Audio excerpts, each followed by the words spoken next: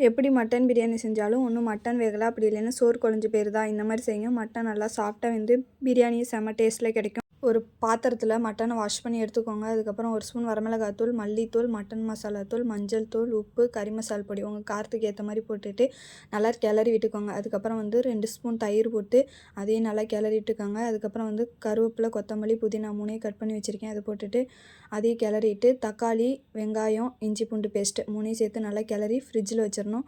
அது ஒரு அரை மணி நேரத்துக்கு அப்புறம் வெளியே எடுத்து மறுபடியும் கிளறி தனியாக எடுத்து வச்சுக்கோங்க. ஒரு வடைச்சட்டி வச்சுக்கோங்க. அதில் வந்து ஒரு 3 ஸ்பூன் நெய் விட்டுட்டு நல்லா நெய் சூடானதுக்கப்புறமா நீல வாக்கில் கட் பண்ணி வச்சுருக்க பெரிய வெங்காயத்தை போடுங்க. போட்டு நல்லா கிளறிக்கிட்டே இருக்கணும். அது வந்து கோல்டன் ப்ரௌன் ஆகணும்.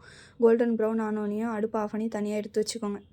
இன்னொரு குக்கர் எடுத்துக்கோங்க. அதில் கொஞ்சம் ஆயிலும் 2-3 ஸ்பூன் வந்து நெய் விட்டுட்டு ஊற வச்சுருக்க சிக்கன் அதுக்குள்ளே போட்டு நல்லா கிளறி விடுங்க.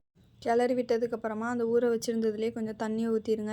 மட்டன் வந்து ரொம்ப தண்ணி ஊற்ற வேணாம். மட்டன் லைட்டாக முழுகிற அளவுக்கு தண்ணி ஊற்றினாவே போதும். அதுக்கப்புறம் வந்து விசில் போட்டு விட்டு ஒரு 7 விசில் கிட்ட விடுங்க. 7 விசில் விட்டதுக்கப்புறமா எடுத்து தனியாக வச்சுருங்க. அது நல்லா விசில் அடங்கட்டும். விசில் அடங்கினதுக்கப்புறம் ஓப்பன் பண்ணி பார்த்தீங்கன்னா மட்டன் வந்து நல்லா சூப்பராக சாஃப்டாக வெந்து வந்துடும். பிரியாணி வைக்க தேவையான குக்கரை வச்சுக்கோங்க. அதில் வந்து 3-4 ஸ்பூன் நெய் விட்டுக்கோங்க. நெய் விட்டதுக்கப்புறமா பட்டை, கிராம்பு, லவங்கம், அன்னாச்சி பூ, ஜாதிபத்திரி எல்லாம் போட்டுக்கோங்க. பிரியாணி எல்லாம் போட்டுக்கோங்க. நீட்டமாக கட் பண்ணி வச்சுருக்க ஒரு பெரிய வெங்காயம் போட்டு கொஞ்சம் உப்பு போட்டு நல்லா வதக்கி விடுங்க. நல்லா கண்ணாடி பதத்துக்கு வந்து வெங்காயம் நல்லா வதங்கி வரணும். நல்லா வதங்கி வந்ததுக்கப்புறமா ஒரு தக்காளி கட் பண்ணி வச்சுருக்கேன். அதையும் சேர்த்து நல்லா வதக்கி விடுங்க. தக்காளி நல்லா குழைவாக வெந்து வரதுக்கு 1/4 ஸ்பூன் மஞ்சள் தூள் போட்டு நல்லா கிளறி விடுங்க. நல்லா தக்காளி வந்து சாஃப்டாக வெந்து வந்துடும். அதுக்கப்புறமா 1 ஸ்பூன் இஞ்சி பூண்டு பேஸ்ட்டு போட்டு அதையும் நல்லா கிளறி விடுங்க. இஞ்சி பூண்டு பேஸ்ட்டு பச்சை வாசனை போனதுக்கப்புறமா 1 ஸ்பூன் மிளகாய் தூள். ஏற்கனவே நம்ம வந்து கறி வேக வைக்கிறதுல மசாலா தூளாக போட்டிருக்கோம். அதனால் இதில் வந்து காரம் கம்மியாக போட்டுக்கோங்க. தேவையான அளவு வரமிளகாய் தூள் போட்டதுக்கப்புறம் மல்லித்தூள் போட்டு அதை நல்லா வதக்கிக்கோங்க. நல்லா எண்ணெய் பிரிஞ்சு வர வரைக்கும் வதங்கினதுக்கப்புறமா வேக வச்சுருக்க கறி அதுக்குள்ளே போட்டு நல்லா கொஞ்சம் நேரம் வதக்கி விடுங்க. மட்டன் நல்லா வதக்குனதுக்கப்புறமா ஊற வச்சுருக்க அரிசியை போட்டு நல்லா கிளறி விடுங்க. நான் வந்து 2 டம்ளர் சாப்பாட்டு அரிசி தான் ஊற வச்சுருக்கேன். அதை போட்டிருக்கேன். 2 டம்ளர் அரிசிக்கு 4 டம்ளர் தண்ணி ஊற்றணும். நான் மட்டன் வேக வச்சதே 2 டம்ளர் கிட்டே இருக்குது. அந்த தண்ணியை 2 டம்ளர் ஊற்றிட்டு பச்சை தண்ணி 2 டம்ளர் ஊற்றி நல்லா கிளறி விட்டுக்கிறேன்.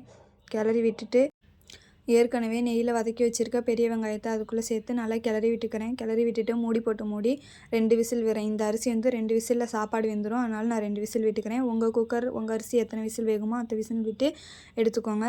எடுத்ததுக்கப்புறமா இன்னொரு குட்டி பேனில் வந்து நெய் ஊற்றி முந்திரியை வந்து நல்லா வறுத்து வச்சுருக்கேன். அதில் போட்டுட்டு நல்லா கிளறி விட்டுருங்க.